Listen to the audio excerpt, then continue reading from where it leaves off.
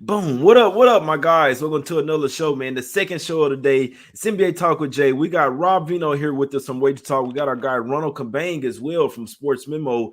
Always trying to bring bring the people to free picks every single day, man. That's what we do here on this channel. What's up with you, Ronald? Long time no see on the channel, my guy. How you been? Yes, sir. It's been a while. Glad it's back. Man, the NBA season has been. I mean, it's been profitable after 2 days. Hit my best bet yesterday with the Bulls. Kind of scary situation with Levine out, but they ended up pulling it off. So I'm happy that went as planned. Other than that, man, I'm just ready to kill it the rest of the season. I like it. What's up with you, Rob? Everything cool with you? Yeah, everything's good. Good to be with both you guys here today. Start of an NBA season where I'm sure we'll see a lot of each other. We'll go through a bunch of these games right now.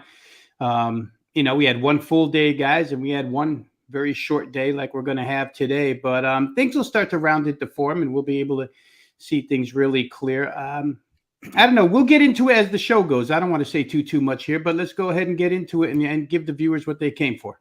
Yeah, I'm right there with you, Rob. I gotta start just not betting in the first couple of weeks of NBA season, guys. The past 3 seasons, I've gotten killed, man. Obviously, not a ton to go off of. You're trying to go off last year's numbers, new coaches, new teams, a lot of guessing out there, guys. It's not to say that you can't get on the right side, but I know me personally, it's tough for me to really figure out these teams. My NBA spots really come to where we have the rest advantages, revenge spots, all that good stuff, man. But we're definitely gonna power through it. But let's get into some games here, guys. First game up, TNT, Thursday night basketball on TNT. We actually have everything going on: football, college football, baseball, everything, my guys. But let's talk about some NBA here. We got the Sixers laying 4 points, guys, versus the Milwaukee Bucks. Obviously, the Sixers took the loss in the first game versus the Boston Celtics. Kind of a bad matchup for them. We thought that Embiid would be doing really well, but they kind of had a wild card for him in Noah Vonleh over there. So be interested to see if the 76ers can look even better tonight here, Rob. How you looking at this game, my brother?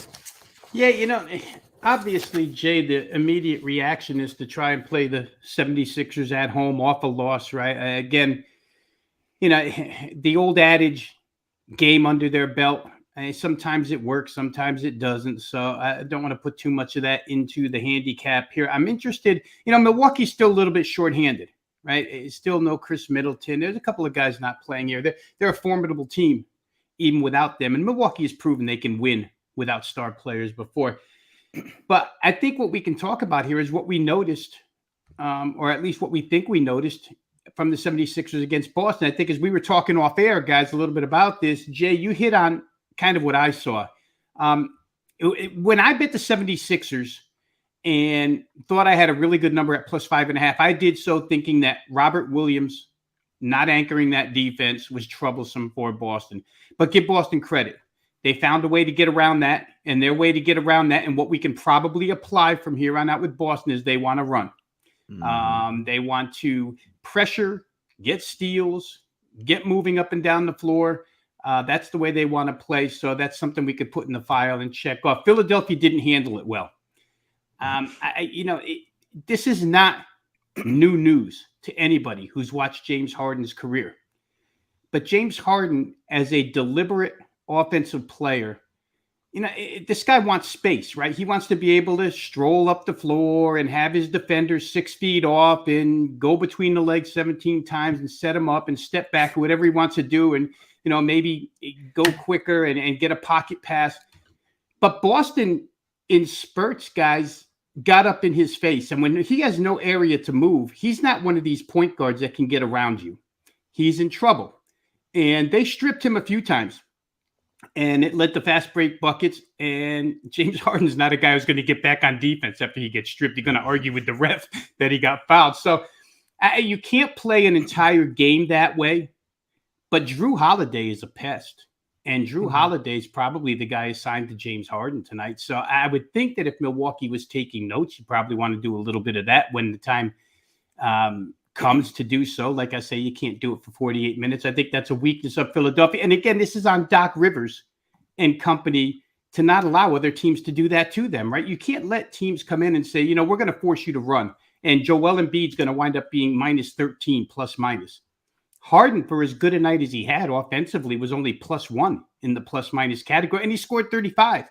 So, I go back and forth with this, but I think where I land This game is home in Philadelphia.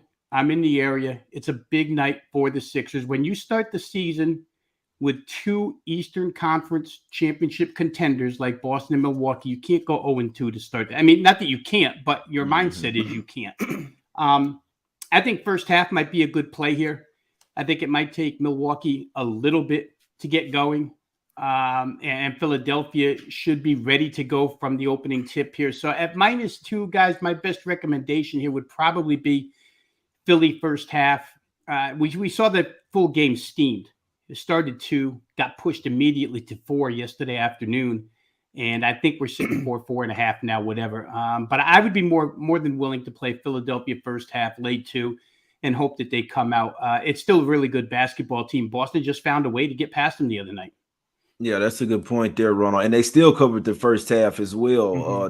The Sixers did. But Ronald, how you looking at this game, my brother? You think the Sixers can bounce back? What do you think about Rob saying with maybe a Sixers first half spot here?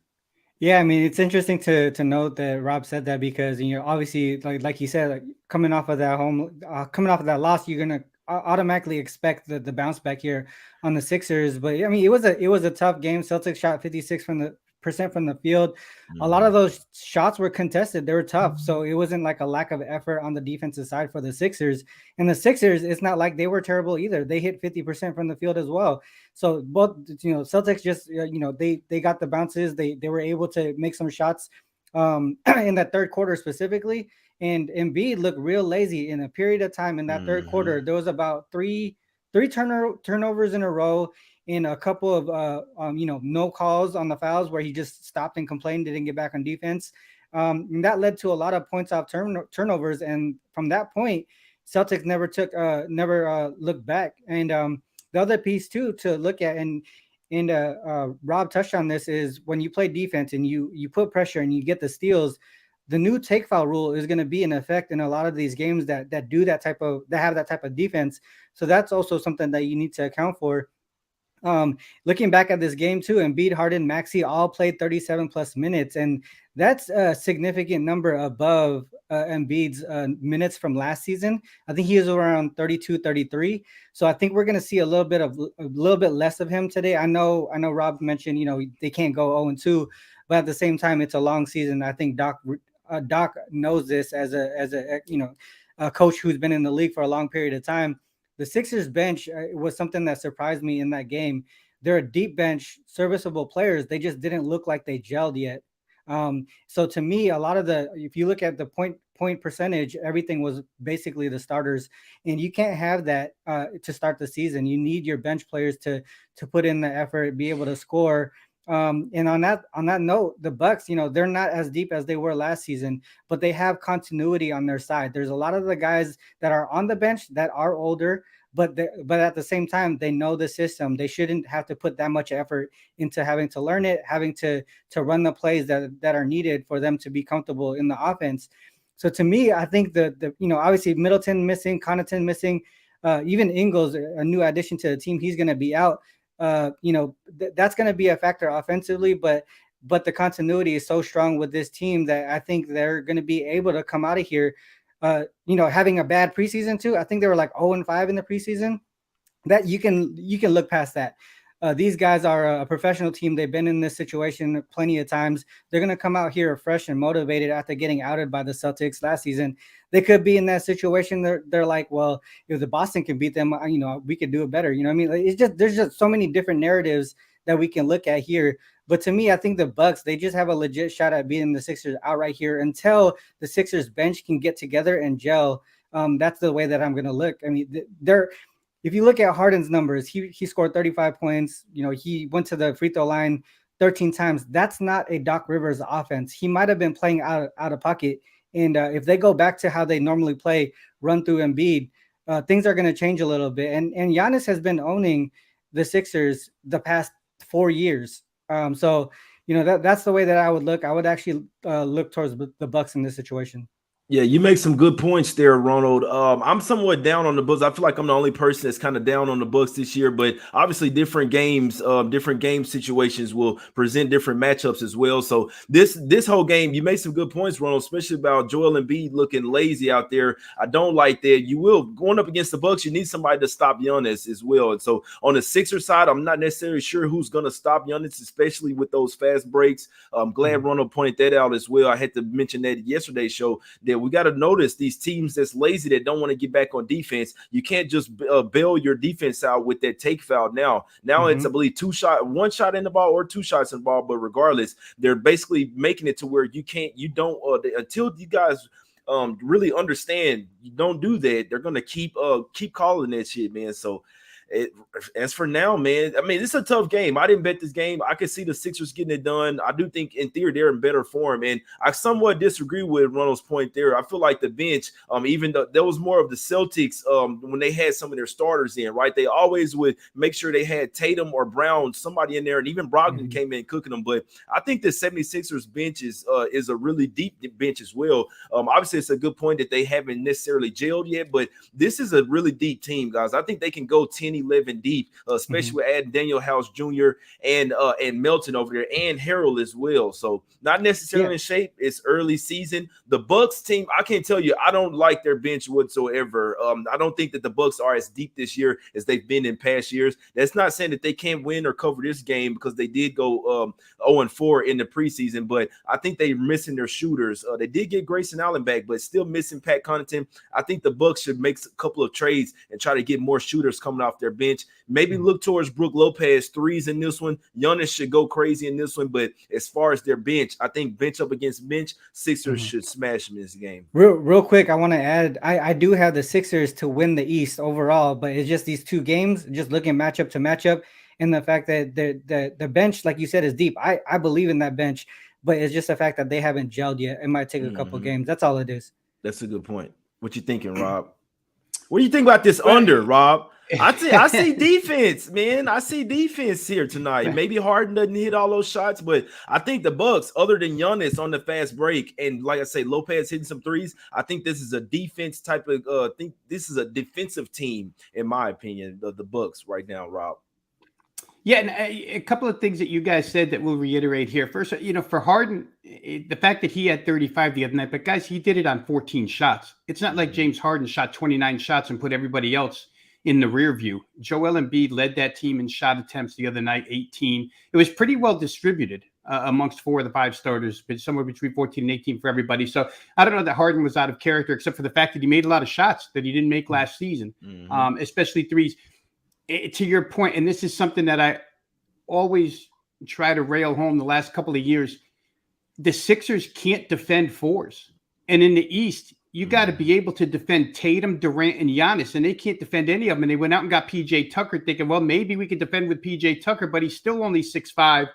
I know he's got muscle, 37. But the other night, Tatum had 35 again out of that position. And Bobby Portis, when Giannis sits down, or even when they're both on the floor at the same time, if Portis goes to the 5, is a ball of energy that Philly's going to have to compensate for. If they have a weakness, guys, I think that's what it is with this team. All that being said, I still think that in front of these home fans, if Embiid was lazy in Boston, boy, the people here love him. I don't think he'll be lazy here tonight. Otherwise, he'll hear it right away, right? So I would say maybe they get out of the chute quick, and that's why I'm playing first half, because I'm a little afraid that if Milwaukee gets it going second half, they could win this game. So I'll shoot for -2 first half. Total, Jay, again, I guess we could go back and forth opposite sides of the fence. If Milwaukee tries to run this team, and I knew that for a fact, I probably would play over. However, when you have a team that does have a center like Brook Lopez, the inclination is not to really run and they can play half court as well as anybody, and they play half court defense as well as anybody. So that makes you think under 2. The game the other night, Ronald pointed out 2 teams, Boston and Philly, that shot 50% or better from the field.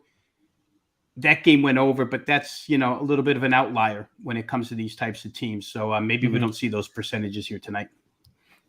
Yeah, Rod, you made some good points there about with the Bucks trying to run as well. It'll be tough to stop Giannis. I can tell you that right now. PJ Tucker has known to play him well, but the one thing we got to realize, guys, some of these players aren't the same at their old self. Like Father Time is undefeated. PJ Tucker is 37. I'm watching him trying to guard Tatum, and then after a while, he's like, "All right, you know what? You take care of that. I'm gonna go get on Horford. Somebody, man. I'll get too old for this shit, man." But yeah. after 35, the Exactly. decline every year is sharp. It's Facts. sharp. That's facts right there. Jay, real quick, can we put PJ Tucker in your tread on the tires category that we're using this year? It's coming off. The tread, the tires are starting to get bald. That's something I'm saying, my guy. So Tucker's still a guy, but don't get it twisted, guys. PJ Tucker is the type of guy. He's a hustle guy, right? So it's all about rubbing that off on the rest of the team. I do think just the way that he does play defense will rub off on the rest of them. But we got to remember, as far as like lateral quickness, right? With him being a defender, his lateral quickness isn't going to necessarily be the same. So he is 37 years old. He has shown in years past that he can guard Giannis, but just from a fast break standpoint, just the way I look at the game, especially if Embiid is not running down the floor to get down there, you got to run down there and get in front of Giannis and set up for those charges. And I'm just not sure who's going to do that. So maybe it's Tucker, but outside of him, who's going to try to guard Giannis? Or maybe Niang off the bench. It's going to be tough, my guys. But I can't say Surgeon, but three guys on the Bucks that their tires are getting bald, my guys. Serge Ibaka, George Hill, and Wesley Matthews. There's three guys that I don't necessarily want coming off my bench, if I'm honest. I think the Bucks are pretty close to blowing this team up. It's not saying they can't have a good year or to win this game, but I think their depth has really taken a hit over the year until they get Middleton back. Obviously, when they have a full squad, Middleton, Connaughton, a healthy Grayson Allen, even when they get Joe Ingles back, maybe a little bit different. But I think they're lacking shooters right now. I think the Bucks are going to try to do it with defense tonight, maybe a little slower pace game. I heavily lean to this under here as well, and we know that the Sixers, their bench is basically all defense as well, my guys. So I could really see a defensive type of game in this one, but it's definitely gonna be tough to stop Giannis. Ronald, anything else on this game before you get to the next one? Just real quick, the over and the rebounds prop. Tatum hit 12 at the power forward position last game, and Giannis at 12.5. He's hit over 12.5 in 11 of his 12 games against the Sixers. So that's the way that I would look at a prop bet. I like it. Drew Holiday getting up there in age as well, my guy. That's my guy. I love him, but these guys are definitely getting a little bit older, and we just got to realize that, man. You lose a step when you start to get past. I feel like when you start to get past 32, 33, you're on the decline. You definitely past your prime, my guys. Let's go over here to the streets of the Lakers, LA here, man. The Staples Center, crypto.com. We got the Lakers getting 5.5 at home. Technically, I guess they'll have their banners raised here, but you got the Clippers laying 5.5 points versus the Lakers here. Rob, you like some here with a total of 225.5. Well, I mean, what we saw out of the Lakers the other night, it's hard to like Lakers in any circumstance, and I'm glad Ronald is here today instead of Ski, because I don't want to have to break the news to him like we did the other day on a Wager Talk show. But yeah, I mean, and I heard somebody say it pretty precisely the night of the game, after the game, that even Laker body language in game one looked bad. It looked bad. I mean, Golden State did what Golden State does, right? I mean, shame on me for not making my first bet of the season that night, Golden State third quarter, because the third quarter came along and they just hit the gas, and that was the end of that game for all intent and purposes. I don't know what to make of Los Angeles guys. Jay, we were on last week, I think, when we did this preview, right? And I think the two of us were not necessarily totally negative on the Lakers, but somewhat questioning the Lakers. And what I question most of all is they couldn't shoot the basketball last year, and 6 of their top 3-point shooters are gone from this team. Yeah, they replaced them with a couple of guys. Patrick Beverly is no better than anybody that they lost, right, at 36% for his career. And I think they're asking an awful lot out of Lonnie Walker IV. I mean, he career-wise is the best 3-point shooter they have, over 40%, but you ask him to defend. We talked about how little their guards are the other day, other than Walker and Austin Reeves. So they've got issues. And boy, the Clippers now at full strength are just a tough thing to handle. Again, for those who watched last week, we went up and down their roster. The first and second units are just loaded on this team. And I found it hard, very hard, to find an area of concern, whether it be height, whether it be defensively, whether it be scoring, whether it be perimeter shooting wise. The Clippers seem to have all the answers on paper. How it translates to the floor, we'll find out. Again, the Lakers have played a game now. This is their second game in 3 days. Maybe they can get it together a little bit. But boy, oh boy, the money loves the Clippers, right, guys? I mean, that thing's up to 5.5 at this point in time. If you got in early, good for you. You got a really good number. I don't know, Jay and Ronald, that this game would be as high scoring as the Lakers Golden State game was. The Clippers just, they can do things well, but they don't do them in the same way as Golden State does them, 126 points. I could see the Clippers holding Los Angeles, to between 100 and 103 here, and this game going under. Yet the total just keeps getting kicked up and up and up. I think we're looking at 225.5 right now. I think if I were to play at this second, I would probably look under in this game, because I do think the Clippers defensively can handle whatever Los Angeles brings at them. And that would probably be my best recommendation right now, is that under 225.5 looks pretty good to me. No, that's facts right there. Yeah, that's a good point, because they obviously don't have a Steph Curry. They don't have a Draymond Green. They don't have a Klay Thompson over there hitting threes like that. And the Clippers are more of a defensive team as well. The two best players on the team are defensive stalwarts, are probably the two best defenders on the team as well, and Kawhi Leonard and Paul George, my guys. So really like their defense. Really love the defense coming off the bench as well. Robert Rocco and Norman Powell as well, man. So be interested to see what happens in this one. Ronald, what you thinking about Rob's breakdown down there? Yeah, I mean, the Lakers, they're pretty much in shambles, man. The second unit is a mess. Starting five isn't balanced at all. I think Lonnie Walker is someone that they didn't utilize the way they should have in that first game. LeBron obviously pointed out to everybody they don't have any shooters, and that's not going to get any better anytime soon. Thomas Bryant, Dennis Schroeder, I mean, I think them being on the injured list, but I think even when they come back, they'll be key guys to help this team and whatever depth they have. But at the same time, I don't think that's going to make them any better than like a play-in squad, especially in how deep this West is. One thing that I thought worked well for the Lakers was staggering LeBron and Russ, because they're both slashers, right? They're always trying to take it into the paint, especially Russ. You're not going to respect his 3-point shot. So what happens is when LeBron goes into the paint and tries to take it into the paint, I don't understand why he does like these little dumb things, but he runs right next to him. Like, bro, you're bringing a defender to him for no reason. Right. You know what I mean? So he does little like questionable things like that kind of affects that starting lineup and how they run. And that's what I mean by the balance is off on that first in that starting five. Mm-hmm. And he touched on Rob touched on Lonnie Walker. I feel like he's a really good shooter. He's a dependable defender as well. They're just not using him the way that he should, because some people are not, they should be in different roles. I feel like it would be okay if Russ comes off the bench and kind of does what he does in that situation. But it's just little things like that, that kind of messes up the whole chemistry of the squad. And being a point guard, you're down double digit. Why are you standing there for 8 seconds trying to assess what to do next? Mm-hmm. Like, you got to move. You got to make these decisions quicker as the point guard in the floor general on the team. I mean, LeBron's he's also guilty of doing that as well. But it's just Russ. He just makes some questionable decisions.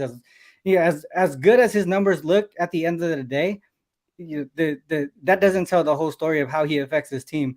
On the Clippers side, they improved drastically over the offseason. We touched on that depth there. Dude, I think they can go like 12 deep. Like that's how deep their squad is. That rotation, I think taking a couple games to see how that rotation goes is going to be important, because a lot of their spreads past this game here are going to be high. Because I think they're going to kill the Lakers here tonight. I think it's going to be another domination on the Lakers, and because the Lakers are who they are, and because of LeBron being there, that number is not going to it's not going to shoot up. It's going to gradually shoot up. And we're going to have to take advantage of that as early on in the season. I think that's the way to go. I got -4 in my pocket. I don't doubt that they I mean, hopefully they cover the -5.5 here, but I think there's no shortage of offense on this Clippers team, even though their identity is on their defense. So either way that they want to play, I think they're just so deep and flexible with the players that they have in their lineup. To me, it's Clippers or nothing. Yeah, maybe the Lakers got to go to Matt Ryan starting. Maybe they should start Austin Reeves, Matt Ryan, Toscano Anderson, William Gabriel, and Scottie Pippen Jr. Throw them out there, my guys. Yeah, this Lakers team is definitely something to keep an eye on, guys. They have a lot of kind of alpha dogs on the team guys that were used to being good, winning, and now they're not winning. Now things aren't coming so easy, and teams want to kick them while they're down as well. Actually, obviously, after they've been so good for so long, I call it buying championships since the beginning of NBA time, my guys. But now the Lakers are bad. New head coach over there. I mean, like I say, they did.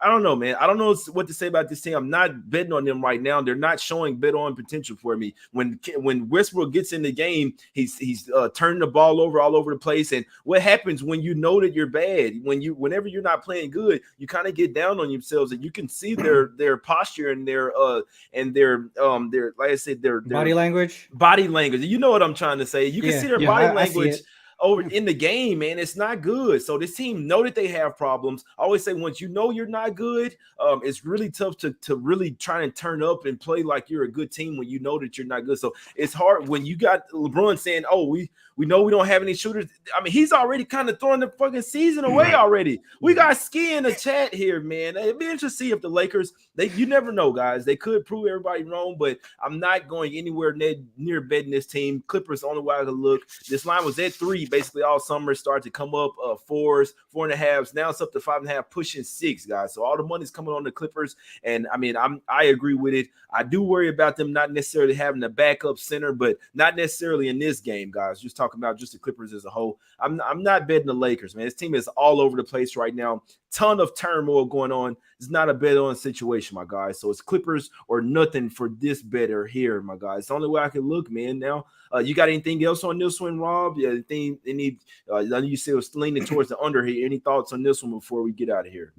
Yeah, I would say if you're going to bet props, it should be a nice night for Anthony Davis. And you just mentioned it at the end there, Jay, and we talked about it last week. If there is something with the Clippers that, Hartenstein isn't there anymore. So, at the middle, if LA wants to play Davis at the 5, he should have a decent night. He actually went for 27 and 6 the other night. That probably fell under his points and rebounds.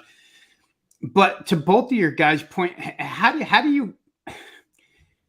you take over as head coach and start Patrick Beverley and Russell Westbrook in the same backcourt? I mean, that's got to be the most ridiculous combo ever put together at this stage in their careers, right? I mean, I could see it 6-7 years ago. I don't see it now. Lonnie Walker gets shoved up to the 3 and scores 5 points. That guy has to be the third best player on their team if they're going to be any good this year. I tell you right now, he's got to be, because they're asking so much of him defensively. Going to have his hands full tonight on the wing with Paul George. I mean, he's okay, but Paul George could eat him up tonight. So I guess, like I say, under, just because I don't think that the Clippers need to get to it. Real quick, those two teams the other night, God, these thoughts are running through my head faster than Paul Westhead fast break. Those two teams combined for 192 shots. The Lakers aren't going to win any games this year playing at that type of pace. 192 field goal attempts. They're not built for that. So I don't know what he's doing, Darvin Ham, right now, except going through an experimentation period with the lineup that he has, because I know he wants to cram Davis into the 5 hole, maybe because they're quicker, but they're not going to beat anybody in the West on quickness. They've got to play a different pace. They've got to be defensive. They talked all about how they want to be defensive, and then they come out and give up 123 to Golden State. So I don't know. It's hard to like the Lakers at this point in time. I think I would play under. Yeah, that's facts right there. And they struggle to score as well, man. Clippers, really good defensive team. Ronald, anything else on this one, my brother, before we get out of here? No, I mean, it's more about watching the rotation in this game, because they had Reeves, Ryan Beverly, and Toscano Anderson there in that third quarter in a time frame where they actually had a chance to stay within a good point spread. But what kind of rotation is that in that situation? That they have a lot to work on, and that's on the head coach right there. Yeah, no, that's facts right there, man. Hey, can't wait to see what happens tonight here, man. I'm gonna watch both of these games, try to learn as much as possible here, man. But now, man, let's go get over to some free picks, my guys. Obviously, every single day we're here bringing you free picks. If you can, man, hit the like button, subscribe as well, man. We're gonna play this commercial, my guys. Go check us out, WagerTalk.com. The NBA regular season tips off on Tuesday, October 18th, and who better to bet alongside than Rob Veno and Akeem Profit. Rob Veno enters the season ranked number 1 all-time in NBA profit at Wager Talk. On the flip side, Akeem Profit is looking to replicate last season after he finished up the year picking up over 44 units in profit for his NBA clients. And right now, you can get the first 7 days of the NBA season for less than $5 per day per handicapper. For a limited time, you can get the first full week of NBA from both Rob Veno and Akeem Profit for the cost of just buying one of them. You heard right. For $69, you will get any NBA releases, including 5% best bets from Veno and Ski, from Tuesday, October 18th to Monday, October 24th, 2022. As an added bonus, the first 25 to sign up will get an additional 2 days added to their NBA access, a $100 value for free, taking you through October 26th. You heard right, my guys. First 25 people to sign up get an extra couple of days over there. Rob, let the people know what you got going over there. Wager Talk and any play that you'd like to give the people tonight. Yeah, like you said, Jay, we are loaded with sports tonight, right? College football, NFL football, NBA, college basketball. I happen to have one play in each of those 4 sports tonight. So if you go over to wagertalk.com, you'll get something that you like. I don't know what your preference is. Maybe you like all 4. You want to go ahead and get a grand slam worth of action, but they're over there, wagertalk.com. While you're there, if you're not a member, real quick, I'll just put this in, my 2 cents in. Drop your email address and become a member. It's free, and you'll get access to all the video content that the Wager Talk analysts do each and every day, all week long. If there's a game specifically you're looking for analysis on, you're going to find it there at wagertalk.com. So like I say, all it costs you is your email address. For tonight, guys, I'm going to stick to where I started here. I think Philly first half -2 is a pretty good look. I think the crowd is going to be – I know the crowd is going to be into it. I think the players will be into it off of the loss the other night. What happens full game, I'm not so sure, but I think -2 first half with Philadelphia is a good way to go. Couldn't talk you off there, Rob. And they obviously, like you said, have a game under their belt as well. Be interested to see how these Bucks look as well, man. I know they're coming off there. Somebody said something in the chat real quick that Giannis was under the weather. I'm gonna have to look up today because Trae Young was under the weather as well. And those 2 teams came off a trip to Dubai over here in the court in the preseason, my guys. Wasn't that long ago? About 7-8 days ago. I think that's something that we got to see what the hell is going up over there from them trips to Dubai over there. But Ronald, what's up with you, my brother? What you liking on tonight's card and what you got going over there at Sports Memo, my brother? Yeah, over on the first game, I like Giannis over his 12.5 rebounds there. Tucker's not going to be able to stop him. He's going to use his his strength and speed on that 37-year-old PJ Tucker there to get the rebounds. I mean, he allowed Tatum to get 12, so I can't see how Giannis doesn't get 13 here. And then on the second game, only way that I could look is towards the Clippers there. For now, until we see a different rotation, until we see that the Lakers can make 3-point shots, I'm not gonna be on the Lakers anytime soon. That's facts right there. Could not talk you off, man. Y'all go check out Ronald. Go follow him on Twitter right now at @U_Capper. You can go check him out at Sports Memo as well, man. My guy, my brother, one of the most genuine guys I know, Ronald Cabang, man. Also, Rob Veno. Go check him out on Twitter as well at Rob Veno Sports. Also, my brother, another genuine guy as well, man. I can't wait to get to meet up with Rob. Hopefully next Wager Talk meet and greet, man. We'll all be there. And I gotta get my championship back for the 3-point. Hey, next time I'm bringing the actual basketball shoes. That's okay. You better be ready. You're gonna have to beat Steve Merrill's kid. Hey, he's 9. Hey, one thing we do. Hey, Jay. One thing we do know is we don't gotta worry about Ski. Hey, y'all better get ready, man. Y'all better get in the gym, but it's all love, man. Guys, if you appreciate the free picks every single day, man, hit the like button, subscribe, tell the people about the show as well, friends, family, everybody, man. If you go to school, tell the people about the show, man. We appreciate everybody for tuning in. Hit the like button, subscribe, and we're out, my guys. Us Against the Bookies.